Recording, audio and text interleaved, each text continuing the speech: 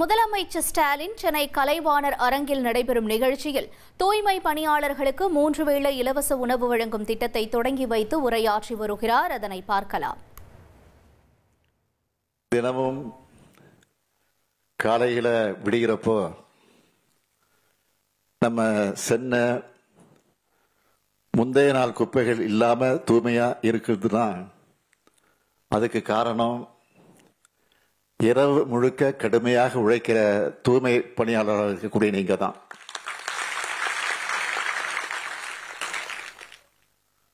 அப்படிப்பட்ட உங்களுக்கு உணவு வழங்கும் இந்த முதலமைச்சரின் உணவு திட்டத்தை தொடங்கி வச்சதுல நான் உள்ளபடியே பெருமை அடைகிறேன். என்னதான் சத்துணவு டயட் எக்ஸசைஸ் இருந்தாலும் நாம ஆரோக்கியமா வாழணும்னா அதுக்கு அடிப்படை என்னன்னு கேட்டீங்கன்னா தூய்மை தான். வெயில், மழை, வெள்ளம், புயல்னு இந்த மாநகரம் எந்த பேரிடரை எதிர்கொண்டாலும் அதிலிருந்து மீண்டு வருவதில் உங்களுடைய பணிதான் மிக முக்கியமாக இருக்கு. உங்களுடைய ஒப்பற்ற உழைப்பால தான் நம்முடைய சுற்றுப்புறம் சுத்தமா இருக்கு. உங்களால தான் நீர்நிலைகள் தூய்மையா இருக்கு. உங்களால தான் குழந்தைகள் நலமா பள்ளிக்கெல்லாம் போயிட்டு வராங்க. நான் இந்த சென்னை மாநகருக்கு மேயராக பொறுப்பேற்ற போது தலைவர் கலைஞர் எனக்கு என்ன அறிவுரை சொன்னார்னா, இது பதவி அல்ல, பொறுப்புன்னு சொன்னார். அதே போல நான் உங்களுக்கு சொல்றேன், நீங்க செய்யறதும் வேலை இல்லை, அது சேவை. சென்னையில நைட் டிராவல் பண்றவங்களுக்கு தான் தெரியும். பகலெல்லாம் பிஸியா இருக்கிற இந்த சிட்டியில ஊரே அடங்கின பிறகு ஓய்வில்லாம உழைக்கிறவங்க நீங்க தான். உங்களோட அர்ப்பணிப்பு மிக்க சேவை உணவை பார்த்து நான் மட்டுமல்ல, இந்த மாநகரமே நன்றி உணர்ச்சியோடு உங்களை வணங்குது. ஒட்டுமொத்த சென்னை சார்பா உங்களுக்கெல்லாம் என்னுடைய இதயபூர்வமான நன்றியை நான் தெரிவிச்சுக்கிறேன். கிட்டத்தட்ட 30 ஆண்டுகளுக்கு முன்னாடி நான் இந்த சென்னைக்கு மேயரா பொறுப்பேற்றப்போ தூய்மையான நகரா இந்த நகர உயர்த்தணும்னு நினைச்சேன். அதுக்காக தூய்மை பணிகள்ல இயந்திரங்களை பயன்படுத்த நாங்கள் தொடங்கணும். குப்பைகளை மக்கும் குப்பை, மக்காத குப்பைன்னு பிரிச்சு போட்டு அதை மேலாண்மை செய்யணும்னு பல்வேறு முன்னெடுப்புகள் எல்லாம் கொண்டு வந்தேன். அதெல்லாம் தான் இன்னைக்கு நாம் அடைஞ்சிருக்கக்கூடிய மாற்றத்திற்கு முதல் படி. இந்த மாநகரத்தை தூய்மையா பாதுகாக்கிற உங்களை பாதுகாக்க வேண்டியது எங்களுடைய கடமை. உங்களுடைய மாண்பு காக்கப்படணும், உங்களுடைய வாழ்க்கை தரம் உயரணும், உங்களுடைய நலன்கள் பாதுகாக்கப்படணும். இதுதான் சமூக நீதி. இந்த சமூக நீதி பயணத்துல உங்க சுயமரியாதையை காத்து உங்கள் பசியை போக்கிடத்தான் இன்னைக்கு இந்த முதலமைச்சரின் உணவு திட்டத்தை தொடங்கி இருக்கிறோம். இந்த திட்டத்தின்படி தூய்மை பணியாளர்களுக்கு அவருடைய பணிகளுக்கு இடையில உணவு வேளையில சுவையும் ஆரோக்கியமும் நிறைந்த உணவு வழங்கப்படும். தூய்மையான முறையில சமைச்சு டிஃபன் பாக்ஸ்ல போட்டு சூடு குறையாம இருக்க வெப்ப காப்பு பையில அதை எடுத்து செல்லப்பட்டு தூய்மை பணியாளர்கள் பணியாற்றக்கூடிய இடத்துக்கு பக்கத்திலேயே உள்ளாட்சி அமைப்புக்கு சொந்தமான கட்டிடத்தில் உணவு பரிமாறப்படும். நம்முடைய நலனுக்காக உழைக்கிற மக்களுக்கு உணவு அளிக்கிறது அரசினுடைய பொறுப்பு என்கிற அந்த உணர்வோடு தான் இந்த திட்டம் செயல்படுத்துறோம். இது இல்லாம தமிழ்நாட்டில் தூய்மை பணியாளருடைய நலனுக்காக நம்முடைய கழக ஆட்சி காலத்தில் மற்ற முக்கியமான திட்டங்கள் நிறைய செஞ்சிருக்கிறோம். அது பற்றி நான் சுருக்கமா சொல்லணும்னா 2006 2011 தலைவர் கலைஞருடைய ஆட்சி காலத்தில் தான் தூய்மை பணியாளர்கள் நல வாரியம் அமைக்கப்பட்டுச்சு. அவங்களுக்கான நலத்திட்டங்களை வழங்குவதற்கு அது வழிவகை செஞ்சோம். தூய்மை பணியாளர்களுடைய குழந்தைகளுக்கு கல்வி உதவித்தொகை, திருமண நிதி உதவி வழங்கக்கூடிய திட்டம், இப்படி பல திட்டங்கள் தொடங்கப்பட்டுச்சு. தாட்கோ நிறுவனம் மூலமாகவும் தூய்மை பணியாளர்களின் வாரிசுகளுக்கு தொழில் சார்ந்த பயிற்சிகள் வழங்கப்பட்டு அவங்க தொழில் முனைவோராக வழிவகை செய்யப்பட்டுச்சு. தூய்மை பணியாளர்களுக்கு சுகாதார காப்பீடு, பாதுகாப்பு உபகரணங்கள் வழங்குதல், தடுப்பூசி முகாம்கள் ஆகியவைகள் கட்டாயமாக்கப்பட்டன. நகர்ப்புற பகுதியில் தூய்மை பணியாளர்கள் தள்ளுவண்டி பயன்படுத்துறதுனால அவங்களுக்கு ஏற்படக்கூடிய கஷ்டத்தை போக்க 3 சக்கர மிதிவண்டி வாகனங்கள் மற்றும் இலகுரக வாகனங்கள் வழங்க நடவடிக்கை எடுத்தோம். நகர்ப்புற தூய்மை பணியாளருக்கு முதல் முறையா அடுக்குமாடி குடியிருப்பு கட்டக்கூடிய திட்டம் துவங்கப்பட்டுச்சு. மேலும் பாதாள சாக்கடை அடைப்பை நீக்கக்கூடிய பணியில் ஈடுபட்டு பணியின் போது இறக்க நேரிட்டால் அவங்க வாரிசுகளுக்கு கருணை தொகையாக 30 லட்சம் ரூபாய் வழங்கக்கூடிய திட்டம் உருவாக்கப்பட்டுச்சு. இதோட தொடர்ச்சியா இப்போ நம்ம திராவிட மாடல் ஆட்சியில தூய்மை பணியாளர்கள் மேம்பாட்டு திட்டம் அறிவிக்கப்பட்டு கடந்த 2022 ஆண்டு டிசம்பர் 12 மதுரையில நான் தொடங்கி வச்சேன்.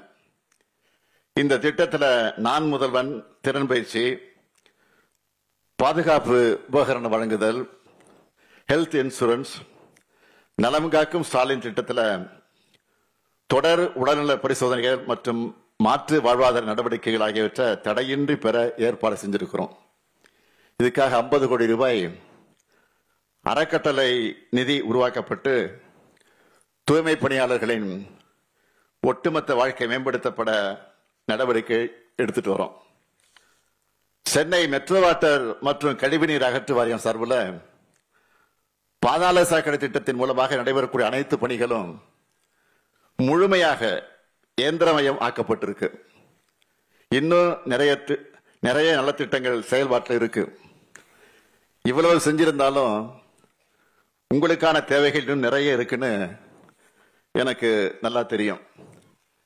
நான் நிச்சயமா சொல்றேன், அதையெல்லாம் நம்ம திராவிட மாடல் அரசு படிப்படியாக செய்யும் என்பதை நம்பிக்கையோடு தெரிவிக்கிறேன்.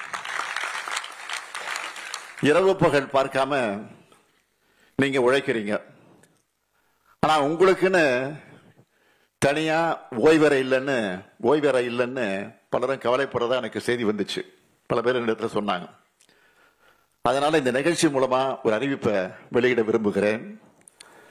பெருநகர சென்னை மாநகராட்சியோட 200 வார்டுகளையும் தூய்மை பணியாளர்களுக்காக பிரத்யேகமாக 300 சதுர அடி அளவில் உடை மாற்றும் அறை, கழிப்பறை உள்ளிட்ட வசதிகளோடு ஓய்வறைகள் கட்டப்பட்டு அது பயன்பாட்டுக்கு கொண்டு வரப்படும்.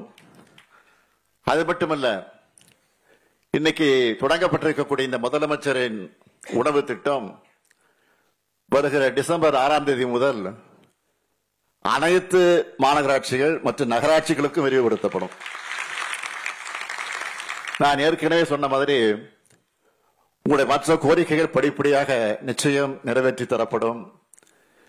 என்னை பொறுத்த வரைக்கும் வெளி மாநிலங்கள் இருந்தும் வெளிநாடுகள் இருந்தும் வர்றவங்களுக்கு சென்னை தான் இந்தியாவிலேயே கிளீன் சிட்டி தமிழ்நாடு.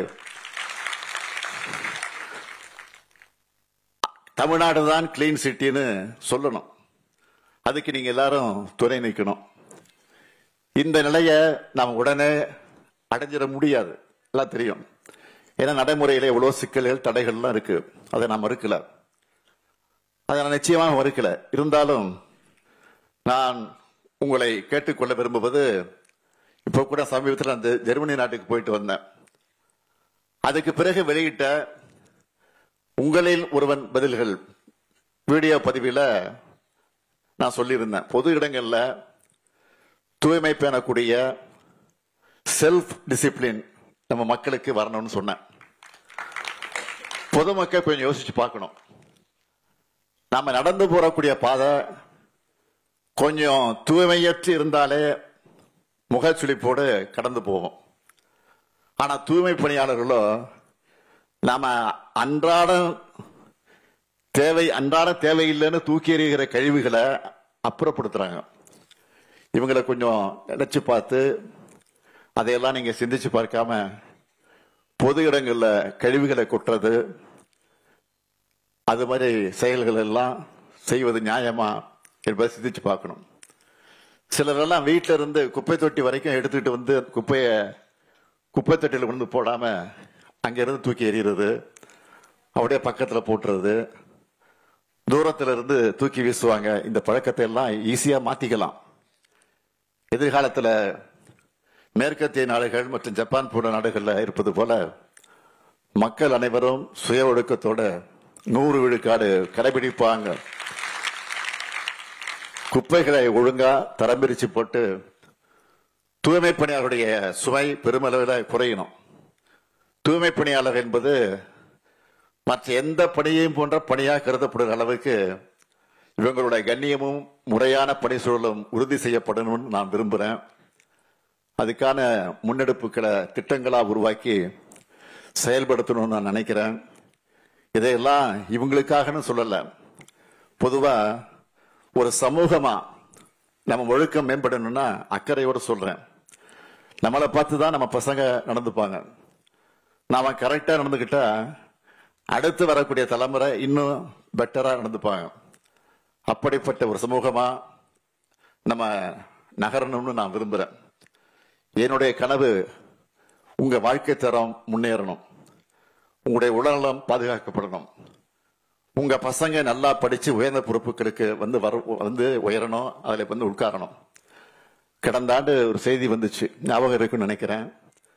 திருவாரூர் மாவட்டத்தை சார்ந்த துர்கா என்ற ஒரு பெண், தூய்மை பணியாளருடைய மகள். அவங்க படிச்சு குரூப் 2 தேர்வில் வெற்றி பெற்று நகராட்சி ஆணையரா பொறுப்பேற்றுக்கிட்டு இருக்காங்க. இதுதான் நான் விரும்பக்கூடிய முன்னேற்றம். எதிர்காலத்தில் உங்க பசங்களும் படிச்சு முன்னேறி பெரிய அதிகாரிகளா பொறுப்புக்கு வரணும். அவங்களுக்கு நான் பணி நியமன ஆணைகளை தரணும். இதுக்காகத்தான் தொலைநோக்கு பார்வையோட திட்டங்கள் எல்லாம் செயல்படுத்திட்டு இருக்கிறோம். சுய ஒழுக்கம் இல்லாம முழுமையான வளர்ச்சியோ சமூக மேன்மையோ அடைவதற்கு சாத்தியமே கிடையாது. அரசு தன்னுடைய கடமையை செய்யும், மக்களும் பொறுப்பாக இருந்து பொது இடங்களையும் நம்ம மனசுகளையும் தூய்மையா வச்சுப்போம். அதுக்காக தொடர்ந்து உழைப்போம். தன்னலம் கருதாத பணியாளர்களின் சேவையை போற்றுவோம். நன்றி, வணக்கம்.